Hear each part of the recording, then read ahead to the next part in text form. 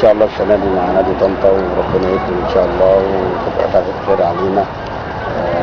السنه دي نادي طنطا وش حلو علينا، واحنا مشينا حلو على نادي طنطا.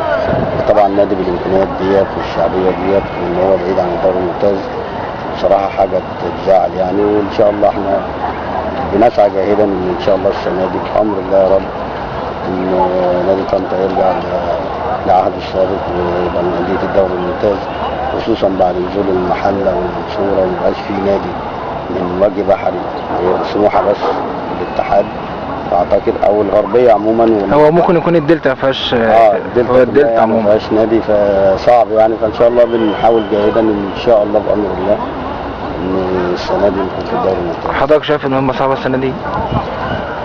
هي صعبة ومش صعبة يعني. هي صعبة ان طبعا في المنصورة والمحلة نزلوا. هو بس لحد دلوقتي يا اما نروح القاهرة يا اما لسه مش عارفين برضه لحد دلوقتي. لسه مش عارفين هنروح القاهرة ولا هنروح بحري. انا برجح ان احنا نقعد هنا يعني. في بحري احسن؟ طبعا في بحري لان دي طب بحري جماهيرية برضه. وغير كده كمان انت عرفت الفرقة اللي فيها، انما هناك في القاهرة بتبقى المجموعة صعبة وغامضة وفي فرق كويسة جدا وبرضه صارفه وزي ما انت صارف، وبرضه عندهم امل الصعود والطموح.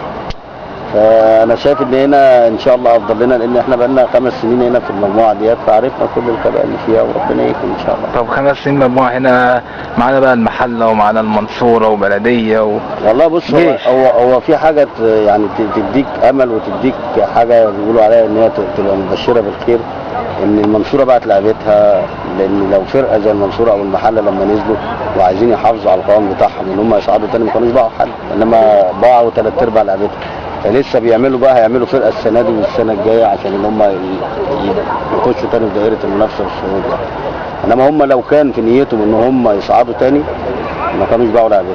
وده انا بقول رايي يعني رايي بنسبه مثلا 99% ان هو صائب، ان هو لو عايز يصعد تاني ما كانش باع ولا فرط اي لعيب من اللعيبه بتاعته. كان استمر على القوام الاساسي اللي كان معاه. بالظبط. طب حضرتك معانا سنه سنتين التعاقد؟ والله انا معاكم سنه يعني السنه دي ان شاء الله، وقبل التجديد بقى على حسب النتائج والمستوى والاداء واختيار اللعيبه وحب الجمهور وحب مجلس الاداره للعيبه ولينا وربنا يكرم ان شاء الله. هل تم اختيار الجهاز الفني المعاول لحضرتك ولا لسه؟ لغايه دلوقتي لسه، بس ان شاء الله قريب يعني قوي هيتم بقى هو تعيين مدرب عام ومدرب حراس مرمى. هتنتهي امتى تعيين الجهاز الفني المعاول؟ والله قريب يعني برضه ان شاء الله قريب.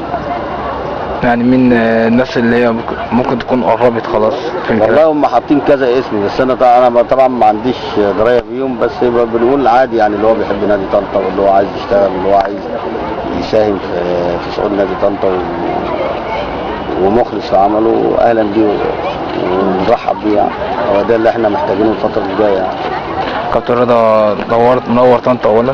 ربنا يبارك. بالتوفيق ان شاء الله، يكون سعيد عيد حضرتك ان شاء الله السنه دي. يا رب سنه سعيده علينا وعليكم ويكون وش حلو عليكم ووشكم حلو عليا ان شاء الله. وشكرا لحوار حضرتك الموقع طنطا. ربنا يبارك. شكرا.